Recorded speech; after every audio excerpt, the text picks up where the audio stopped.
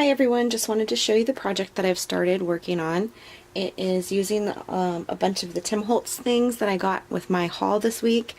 What I decided to use was the mini configuration book. It's this here.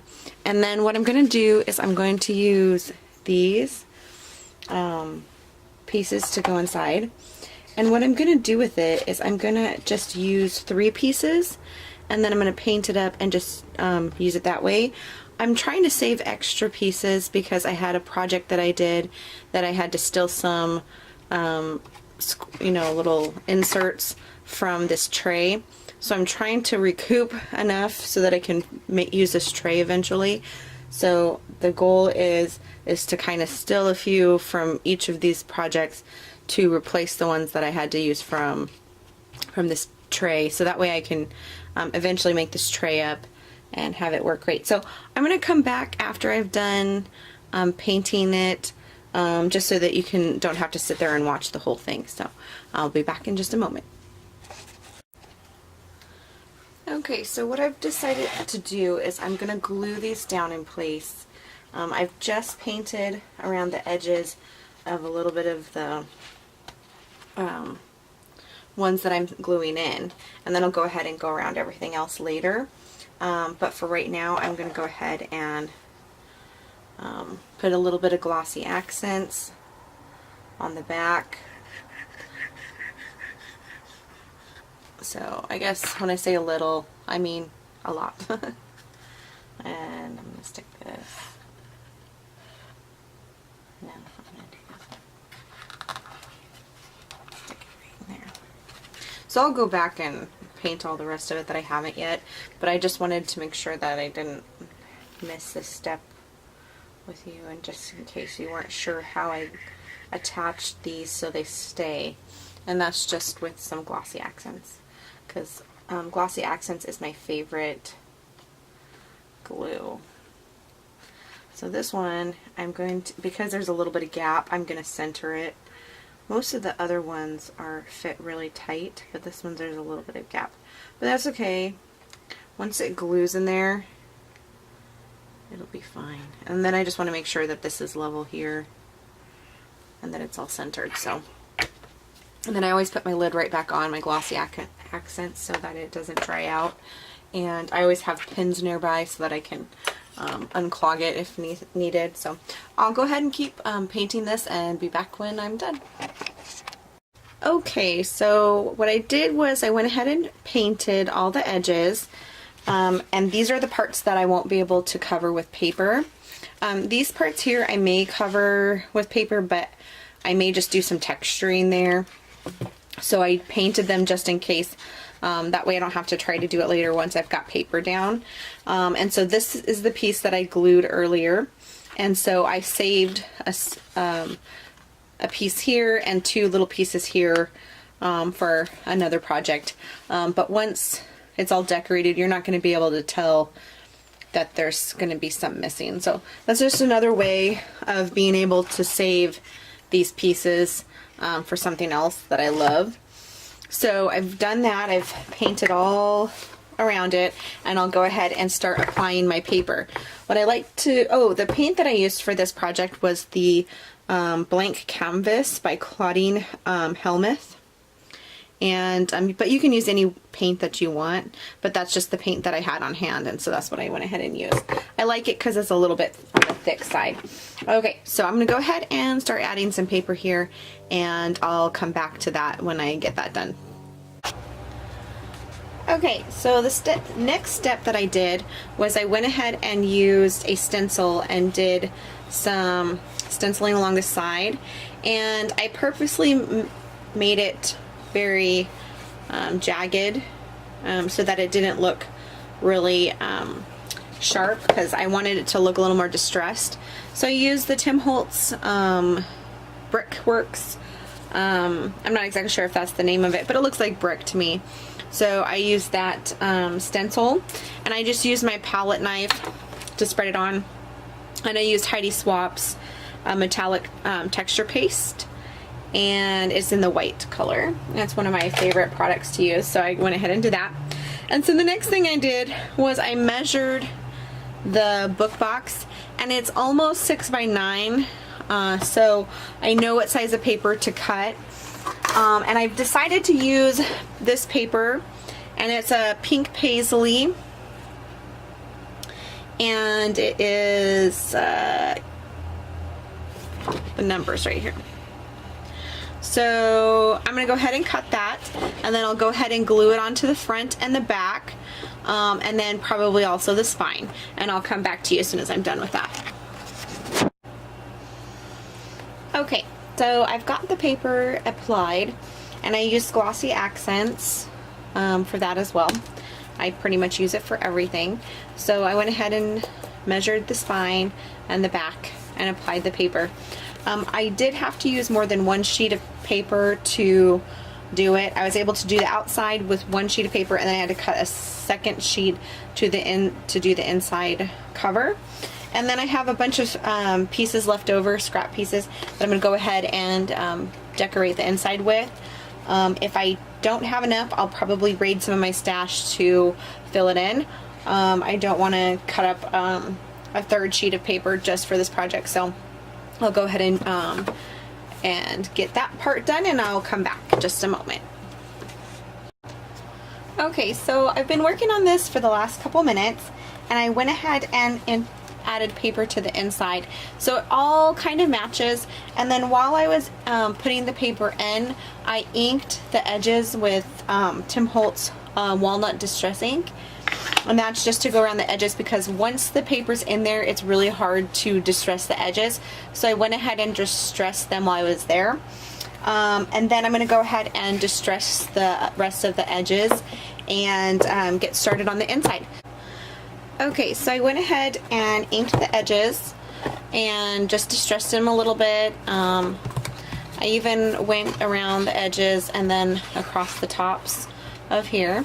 And then I've decided to go ahead and put a Tim Holtz knob on the front cover. And what I'm going to do is use my crocodile. My husband purchased this for me from Michael's a long time ago, and we were able to use a 40% off coupon or something like that, and I love it. This thing can punch through all kinds of cardboard.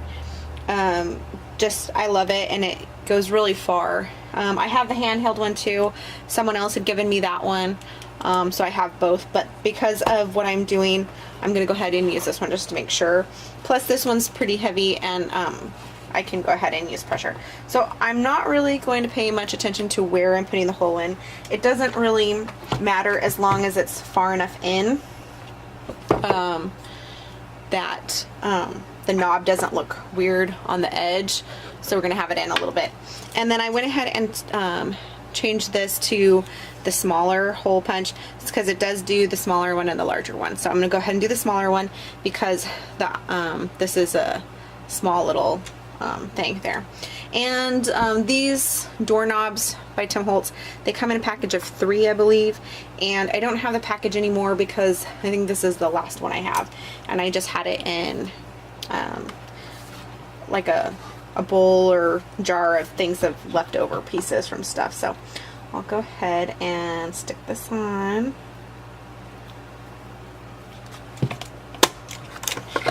Okay, so I went ahead and put it there.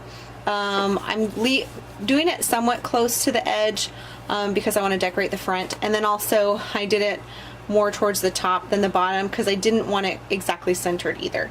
So I'll come back as soon as I am done.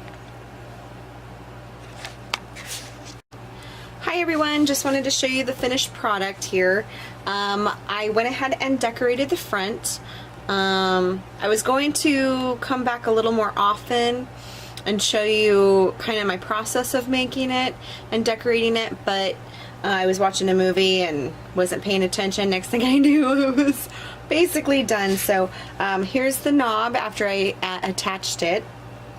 And then I used one of the chipboard pieces here in the back, and you can't see it very much, but it helps add dimension. And that was from this piece here, or this salvaged baseboards. And my this project, I was trying to use as much of the items that I purchased at Tuesday morning as possible. So I used one of those out of that package. And then the rest, a lot of them come from this package here. And so that was this part, and this. On the front came from that. The flowers that I used here are from Petaloo. Sorry about my reach. And they are these ones here. And I'm not sure, I think I got them at Tuesday morning also a long time ago, but they were in my stash. So I thought they would be pretty on there. And then this here and this here is fussy cut images from Graphic 45's paper. I think it's the Nature Sketchbook collection. Those were just some little flowers that I cut out from there from just something left over. These are the Recollections flowers, and I don't have any more of those left, and these ones here are, I think, Recollections also. So anyway, so there was that. And this image here was from this package of Found Relatives. What I did was I just fussy cut the girl out and attached her there. So that's pretty much what I did with the front, and I left the back blank. And then when you open it up, I used one of these pieces here from this pack to go right there. And then this is from Graphic 45, the Nature Sketchbook collection, and same with these butterflies on the bottom.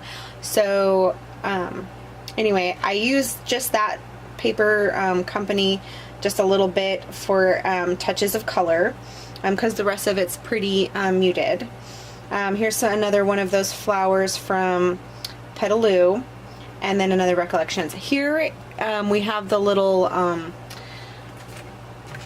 shield charms that I picked up this weekend. And this piece back here is also from this package here. So I was able to use quite a bit of items just from what I purchased. This little girl here, she's one of the images from this that I purchased this weekend. So I was able to use, you know, almost completely items that I purchased. And then I also added some paper, some ribbon here. And it's holding in two little books that I made. Let's see. This ribbon here is a really great ribbon. Let's see. Trying to remember where I got it. I got it from Graphic 45. I won it as a prize. And I don't remember what brand it was. It was a brand that they partnered with for a while and was doing some stuff with. And they sent me a whole bunch of it, and so I've been using it on projects for a long time. So this one here says hold tight to your dreams, and that's from this here. And what I did was I just mounted this piece to cardboard and then glued the ribbon down to it, and that's so that I can attach these little books. So these two little books are just some little books that I made back in Christmas time. I used some different scrap pieces that I had left over in my stash. I couldn't even tell you what paper lines they're from because they're from so long ago in my scraps pile that I'm not really sure. And that was just one of the things I was trying to use at Christmas time, is use up little sheets of paper on the back. And that's why on this one it doesn't even, the back and the front don't even match. I was just trying to use stuff up. And I know this is Prima paper that I got a long time ago too. So anyway, so there's just two little journaling books that you can tie right in here. And that's it. That was a really fun little project using some of the items that I got at the Tuesday morning last weekend. And thank you so much for watching. Have a great day.